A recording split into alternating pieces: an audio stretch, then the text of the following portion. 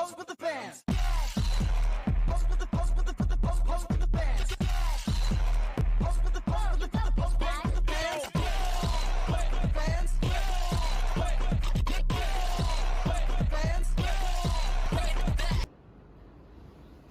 pertama-tama saya akan menjelaskan tentang pengertian bank sentral. Bank sentral adalah lembaga yang melaksanakan kebijakan publik melalui sektor perbankan untuk mempengaruhi variabel ekonomi.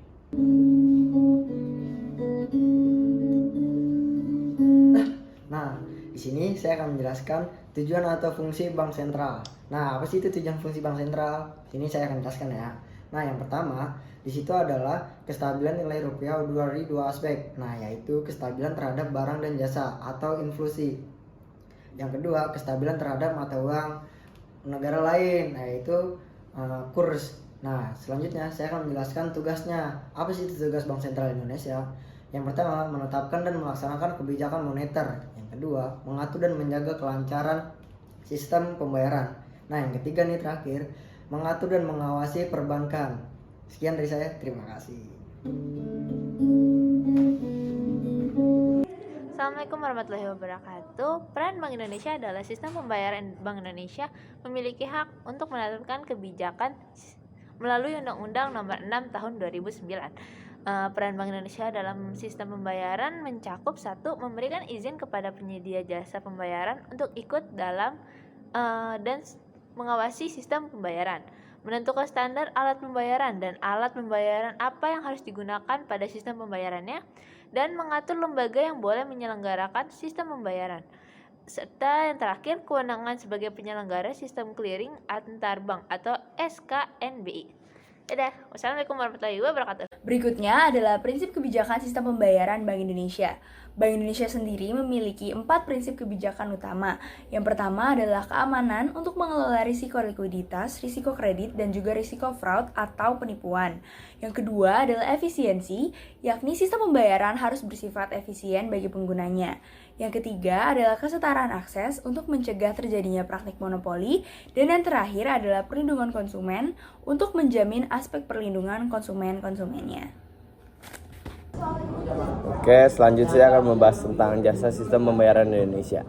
Pembayaran Indonesia terbagi menjadi 3. Yang pertama, ada tunai, bisa disebut juga dengan cash. Tunai merupakan alat pembayaran yang paling konvensional, yaitu menggunakan uang kartal yang terdiri dari uang kertas dan uang logam. Indonesia sendiri yang berhak untuk mencetak uang kartal adalah Bank Indonesia. Yang kedua ada pembayaran non tunai, bisa pakai cek, giro, nota debit, kartu kredit, uang elektronik. Yang ketiga ada pembayaran internasional, bisa juga dengan cek, wesel pos, mengirim uang dari dalam negeri ke luar negeri sesuai dengan nama dan nominal yang tertulis, contoh Western Union. Kartu kredit, pembeli dapat menggunakan kartu kredit sesuai dengan jaringan kartu tersebut. Contohnya Union Pay, Mastercard, Visa, dan lain-lain. Online payment, tunai ke dalam akun nasabah atau menyambungkan akun mereka dengan kartu kredit. Contoh PayPal. Yang terakhir ada cryptocurrency. Alat ini disusun berdasarkan kode-kode digital rumit, membuatnya berbeda dengan pada umumnya. Ya, selanjutnya saya akan membahas mengenai kesimpulan dari Bank Sentral. Jadi kesimpulan yang bisa kita dapat yaitu yang pertama, pengertian dari Bank Sentral itu sendiri yaitu adalah Bank Sentral di mana lembaga yang melaksanakan kebijakan publik untuk mempengaruhi variabel ekonomi. Selanjutnya saya akan membahas mengenai tujuannya. Tujuannya kita lihat dari 2 tujuan. Yang pertama tujuan utama dan yang kedua adalah tujuan yang dilihat dari kedua aspek. Yang pertama tujuan utama yaitu adalah di mana bank sentralnya adalah untuk mencapai dan memelihara kestabilan nilai rupiah. Dan selanjutnya yang kedua itu adalah tujuan jika kita lihat dari kedua aspeknya. Yang pertama tujuan dari aspek yang pertama yaitu adalah untuk menstabilkan terhadap barang dan jasa atau bisa juga dibilang sebagai inflasi, dan yang kedua itu adalah untuk menstabilkan terhadap mata uang negara lain atau kurs. Mungkin itu saja yang bisa kami sampaikan mengenai pengertian, lalu tujuan, serta fungsi-fungsi dari bank sentral. Sekian dari kelompok kami, terima kasih.